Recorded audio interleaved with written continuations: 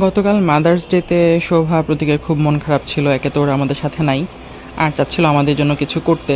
এখন খাবার অর্ডার দিবে নাকি আমরা গিয়ে খাবো, এই নিয়ে চলতেছিল একটা বিশাল প্ল্যানিং। যেতে চাচ্ছিলাম না আমরা কেউ, তো এক পর্যায়ে ওদের মন খারাপ জোরাজুরি সব মিলে রাজি হই। কালকে অবশ্য রাতে বৃষ্টি হচ্ছিল, এটাও বলতেছিলাম যে ওয়েদার ভালো না, ভালো হলে যাব। এখনও বলতেছি আমরা যেহেতু গাড়িতেই যাব, আর যেহেতু স্পেশাল দিন মাদার্স ডে চলে গেলে তো আসলে আর হবে না। এই যে আমরা চলে আসছি সিরাজ চুইগোস্ততে। ওকে আসলে অনেক বলেও লাভ হয়নি, ওরা মন খারাপ করতেছিল, ওরা চাচ্ছিল যে একসাথে নাই যেহেতু আমরা কিছু একটা করি। সিরাজ চুইগোস্তর খাবারটা খুবই ভালো, এই যে উনি ঘি নিয়ে আসছে এটা দেখেই তো আমার খুব ভালো লাগতেছিল।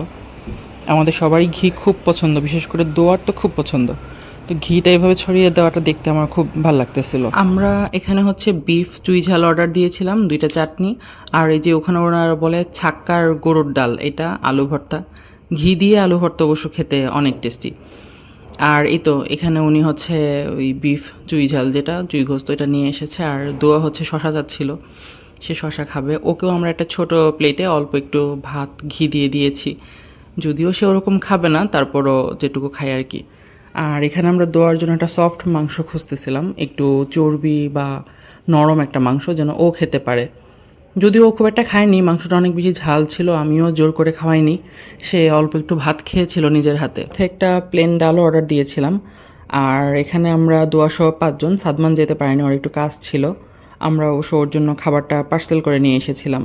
শোভা বারবার নক করতেছিল আমরা আসলে কি খাচ্ছি, ও তো আমাদের সাথে নাই, ও এখন ইউরোপে আছে, ডেনমার্কে। তো আমাদের আসলে খুব ভালো একটা সময় কেটেছে, যেতে চাচ্ছিলাম না ঠিকই, কিন্তু গিয়ে আসলে মনে হয়েছে যে না, ভালো লেগেছে, সবাই মিলে একটু ঘুরে আসা। আর লাস্ট কয়েকদিন আমাদের আসলে অনেক বেশি প্রোগ্রামেই যাচ্ছিল। আমাদের ম্যারেজ ডে ছিল, ম্যারেজ ডের আগের দিন আবার আমরা একটা পুরো বিল্ডিংয়ে গেট টুগেদার করেছিলাম। আমাদের ম্যারেজ ডের দিন রাতে আবার আমাদের বিল্ডিংয়ে ওই কমিটির পক্ষ থেকে একটা গেট টুগেদার ছিল, সবার একসাথে খাওয়া দাওয়া, যেটা অবশ্য আমার এখনও ভিডিও পোস্ট বা কিছু করা হয়নি। তারপর দিন আবার মাদার্স ডে উপলক্ষে কেক টেক কেটেছি আমরা রাতে। আবার এই তো শোভার প্রতীকের প্ল্যানে আমাদের এই প্রোগ্রাম। উনি চুই গোস্তের সাথে এতক্ষণ প্রথমে মাংস দিয়েছে, তারপরে চুই ঝালগুলো বেছে বেছে দিচ্ছিল, আর সাথে অনেকগুলো রসুন ছিল। রসুনগুলো এত মজা আর এত নরম ছিল, মাংসের সাথে রসুনটা আসলে খুব ভালো যায়। আর এখানে আমার মেয়ে যে দুষ্টুমি করে করে অল্প একটু খাচ্ছিল, ও যাই খেয়েছে, ওখানে আসলে ওকে জোর করে খাওয়ানোর মতো অন্য কোনো খাবার ছিল না। একটু নাও, চুই ঝাল মাংস অনেক মজা, একটু নাও।